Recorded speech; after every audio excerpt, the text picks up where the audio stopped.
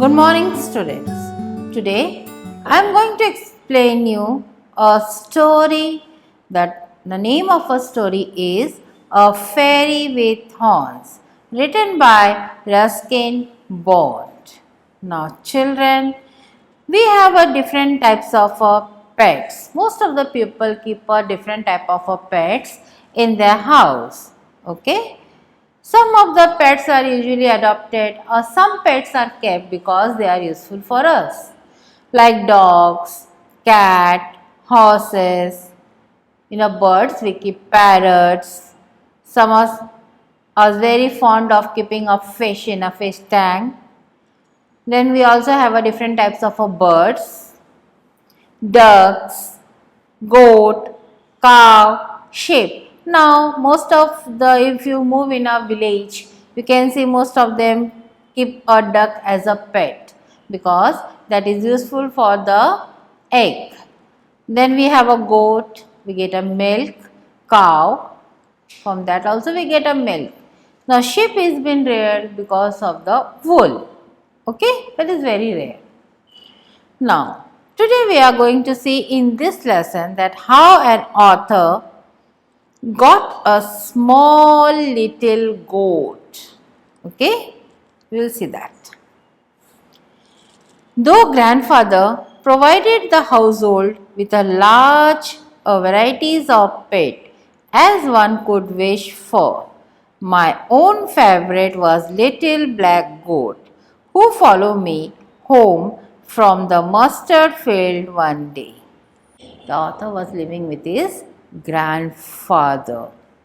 And what was about the household? There was a large varieties of pets as one could wish. That means every kind. The only one was not there, that was a goat. That was also brought by a author. Okay.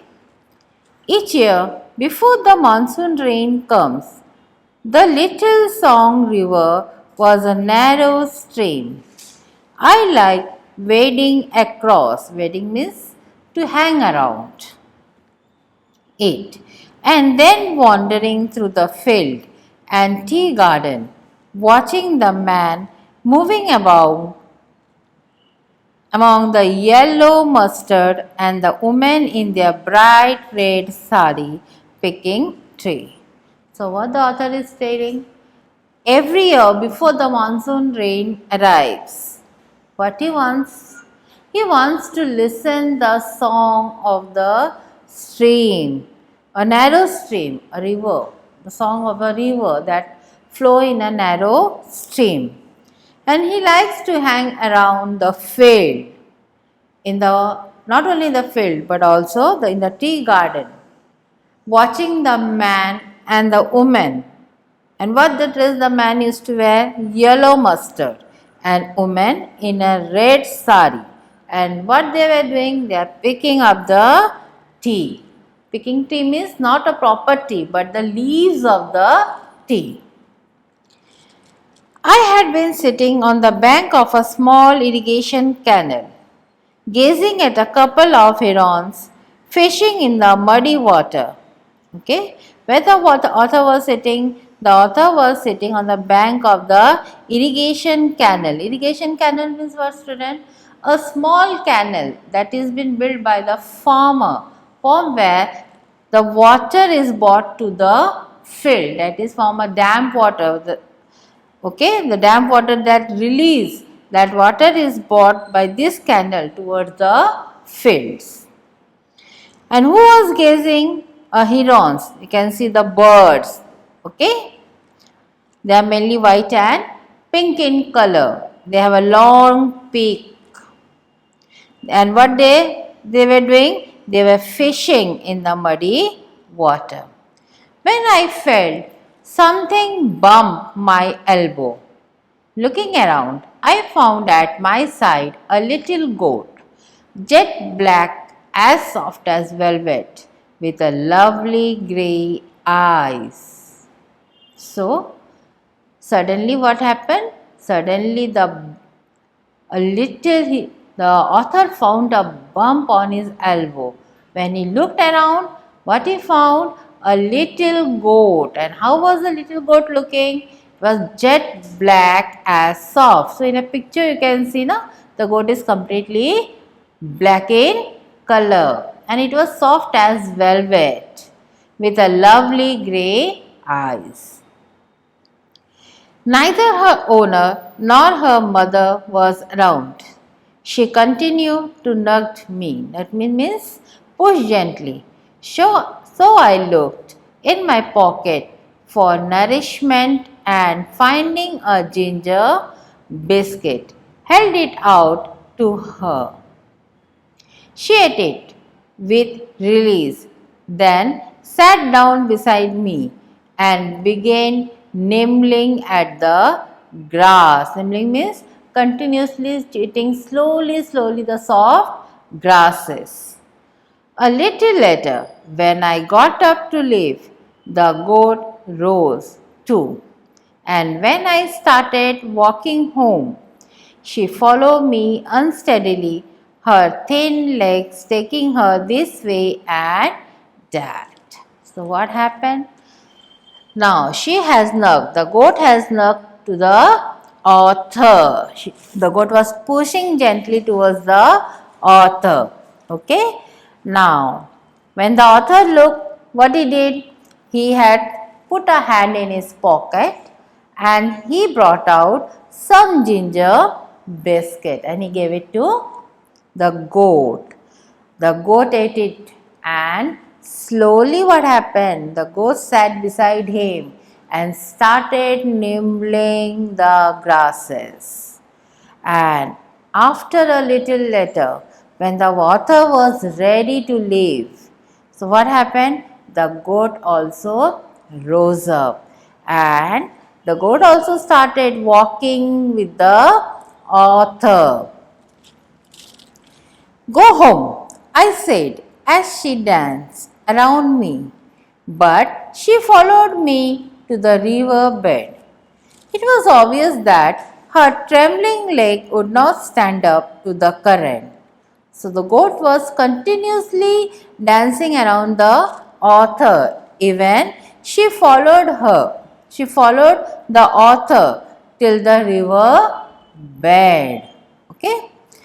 It was quite obvious, natural that the current, that means the flow of the water, was so strong, that is trembling leg.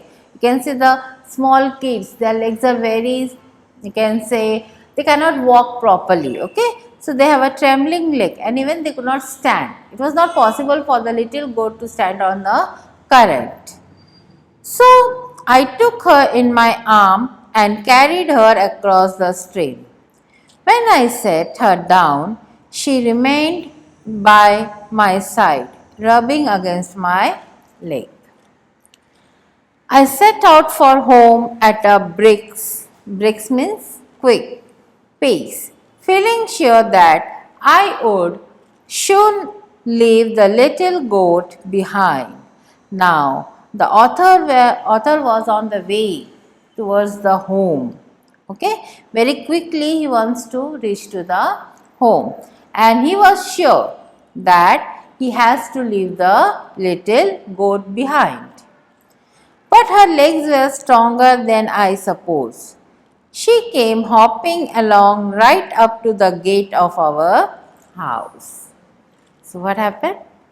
The little goat was hopping around, or we can say hopping behind the author, and where she came, she was right up to the gate of the house.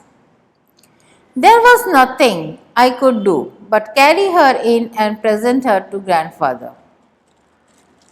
Not another peg, said grandmother, when she saw the goat on the veranda lapping a saucer of milk. I have told both of you again and again that I will not tolerate another animal in the house. Now grandmother was quite angry. So as she saw the goat on the veranda, what she did? She started shouting. And what she told? She told that I have already warned both of you. Who is both of you? The author and the grandfather, okay, that she will not tolerate any animal in the house. It was grandfather who usually brought home various animals. Had grandmother known that, I too had started bringing home livestock, she might have considered sending me back to boarding school. So grandfather, always my ally, had to pretend that he had purchased the goat as an investment. So it was a grandfather who used to always bring the different types of animals in the home. Now grandmother was too angry. Okay. Now even the author had also started bringing the livestock, that is the different animals in the house. Now what she had considered? She had considered to send the author back to the boarding school. So to avoid or to protect from the anger, what the grandfather has said, that he had purchased the goat as an investment. Goat milk is very good for rheumatism. Rheumatism means for itching joint. Now both are old, they might have a joint pains in the legs, in the hand. So what the grandfather tried, how the grandfather tried to convince, that he has bought the goat because goat milks are very good for the rheumatism. He told grandmother. The prospect of milk made grandmother more tolerant of that new pet, even though she knew it would be some time before the goat could give any. My goat was soon named Tinker Bell. So what was the name given to the goat? The name given to the goat was Tinker Bell. After the fairy in Peter Pan, there was something of the fairy in Tinker. She skipped about very daintily, and her feet seemed occupied with a spring. Occupied means we can say supplied. That means she used to run here and there like a spring. When she leaped around the lawn, to make the name even more fitting, I tied a little bell on her neck, so I did always know by its tinkling where she did be. So what the author did? The author had tied a little bell on his neck, on her neck, sorry. The little bell on her neck. Why? Because the author may come to know where the goat was, where the tinkling, to the sound of the tinkling, he may comes to know where the goat is roaming. She loved an early morning walk and was in many ways a better companion than a dog. She didn't wander off on her own or get into a quarrels with cat or stray dog. So she loved an early morning walk with an author. Okay, and according to the author, she was a better companion than a dog. Why? Because sometimes what happened, you might have observed, when you take some people, when they take the dog for a walk, what happens? The other dog bark at that dog, or they had a quarrels. Even the cat, or the stray dog, they fight, right? The only thing she chased were butterflies, and she would tumble into a ditch and slither down the slope in her eagerness to follow them. But goats grow fast, and unlike Peter Pan, Tinker Bell and the fairies, our Tinker had to grow up. To begin with, she developed a neat little pair of horns. Now, as the days were moving, what happened? The small little goat has grown up. Now, slowly, a knit, that means a pair of horns were coming out. Her appetite began to increase too. She loved the leaves and the flower of the sweet pea, the nasturtium and the generium. There were also grandmother's favorite garden flowers. So, her appetite, that means her behavior also has been changed. Now, she loved to eat the leaves and the flowers, mainly of sweet pea, okay, and the other flowers too. That flower, those are very favorite for the grandmother. One morning, we found most of the sweet pea destroyed. Hesitantly, grandfather and I blamed a cow, suggesting that it had got into the garden during the night. Grandmother made no comments. So, one fine morning, what they found? They found that the sweet peas had almost destroyed. So, hesitantly, what the both of grandfather and the author did? They started blaming a cow. And what they suggested? That the cow might have entered into the garden during the night. But grandmother, she has not given any of the comments, but gave a look that suggests she knew just who the culprit was. Culprit means offender. What the grandmother did? She just gave a strange look towards the grandfather and to the author, as she knew the reality. Of course, trouble, just like unseasonal rain, came when we were least expecting it. Tinker, having discovered the use to which she could put her horns, began using them at almost every opportunity. The gardener, the postman, and the fruit seller all had complaint to make. They dared not turn their backs on dear little Tinker Bell. Now, the tinker have discovered a new things, that she could put her horns. That means putting her horns on the back. Okay. Now the person they used to visit the author house, the gardener, the postman, the fruit seller. Now all had a complaint about the tinker, and they never dared to turn their backs on dear little Tinker Bell. The climax came during a visit of one of my Aunt Mabel was in the habit of bending over the flower pot and holding brief conversation with the flower. Now the climax, what is the meaning of a climax? The most exciting part. And what was the most exciting part? When Aunt Mabel visited the author house, and what was her habit? She was having a habit of bending towards the flower pot and having a brief conversation, that means a brief talking with the plants or the flowers.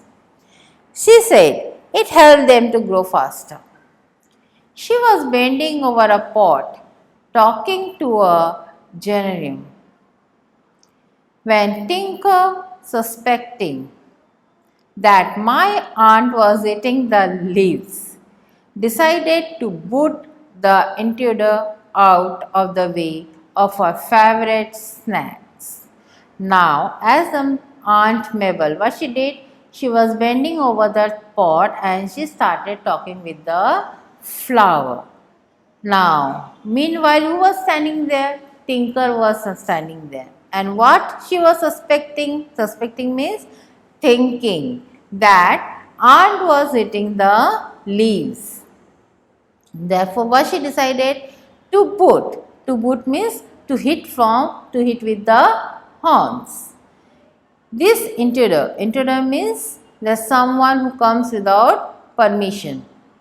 And why? Because the tinker thought that she is taking away her favorite snack. Aunt Mabel did not take kindly to being kicked off the veranda And that was the end of Tinker stay with us. Grandmother ordered. Now Aunt Mabel did not take it kindly. So what she did? She been kicked away. Throughout the veranda, the Tinker Bell had kicked away. Now that was the last day for the Tinker Bell in the Arthur house. Grandmother ordered the cook to take her straight to the bazaar and sell her at any price to the first customer who came along. I stood at the gate and watched poor Tinker being led away. She kept looking back and bleating, probably wondering. So what the grandmother did? She has ordered the cook, the person who used to cook a food in the Arthur house.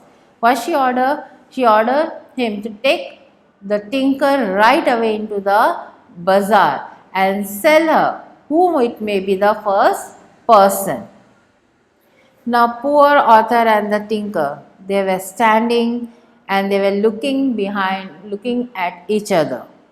Okay. She kept looking back and bleating, probably wondering why I wasn't accompanying her on this particular walk. I could only wave to her and hope that her next owner would be kind. Then the cook came back. He said that Tinker had been sold, but later, when I saw alone with him in the kitchen, he told me that he had bought the goat himself and that I could come and see Tinker from time to time in her new home behind the bazaar. So, after a few hours later, the cook has returned back, and what he said to the grandmother? That he has sold the tinker. But later on, when he was alone with him in the kitchen, with him means with an author. So, what the cook told him? That he had himself kept the goat, and author can, that means author can come and see the tinker from time to time in her new home, that is behind the bazaar. I did visit Tinker sometime, and in due course I found her with a little kid. Tinker had become a good provider of milk, and the Cook family was pleased with her.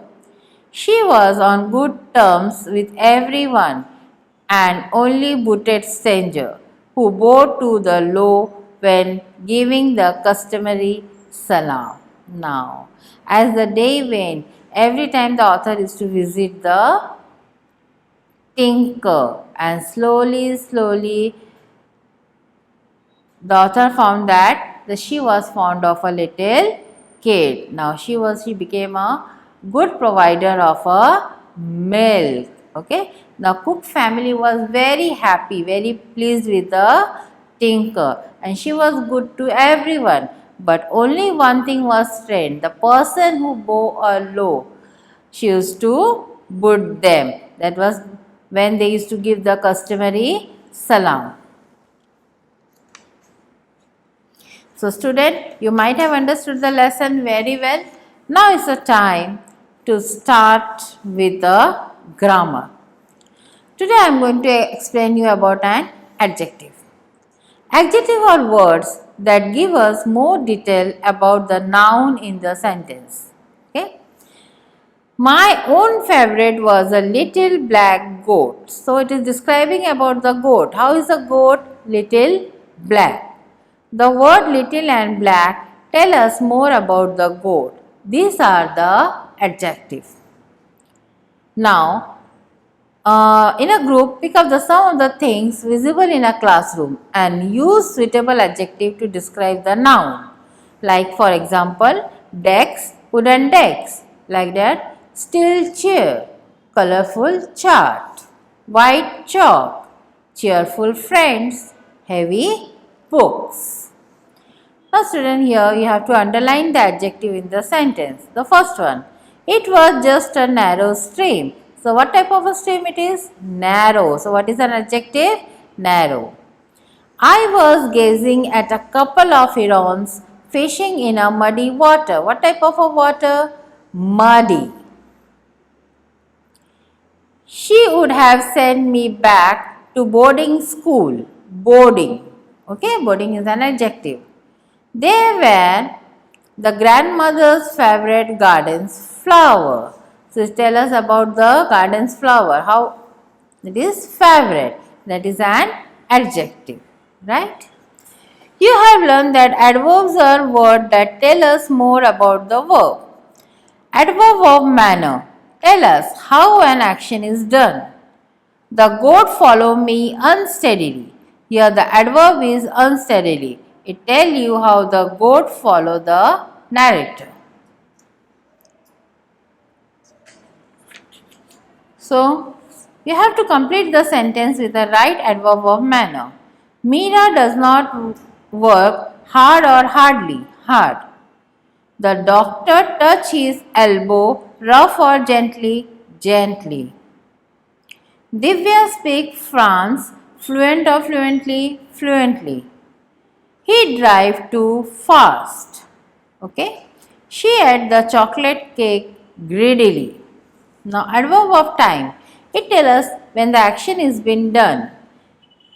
The goat followed me home from the mustard field one day. So here the adverb phrase one day tell us when or what time the goat followed the narrator. Now here we have to identify the adverb of time. The children are already in the auditorium. So what is the adverb of time? Already. We should never talk to stranger. Never. We came back from our vacation last week. So when we came back? Last week. So last week is the adverb of time. They saw that flame yesterday. So when they saw that flame? Yesterday. So yesterday is an adverb of time. Now simile. Actually it is a figure of speech. Okay. A simile make a comparison between a two things, usually like or as. I found at my side a little goat, jet black and as soft as velvet, as silly as fox, as blind as bat, as slow as a snail, as gentle as a lamb, as strong as an ox. Now we will see a compound noun. A compound noun is a noun made up of two or more meaningful words. So river plus bed. River bed, that you have already seen in a previous lecture also, student. Butter plus fly, that is a butterfly. So let us join some of the compound words. Tooth plus paste, that is toothpaste. Hand plus bag, handbag. Fish plus tank, fish tank. Arm plus chair, armchair. Light plus house, lighthouse. Sea plus horse, sea horse. Okay, children? So you might have understood the lesson, you might have understood the grammar. So go through the lesson, read the lesson once a while. Have a good day. Be safe at home. So we will meet on the next session.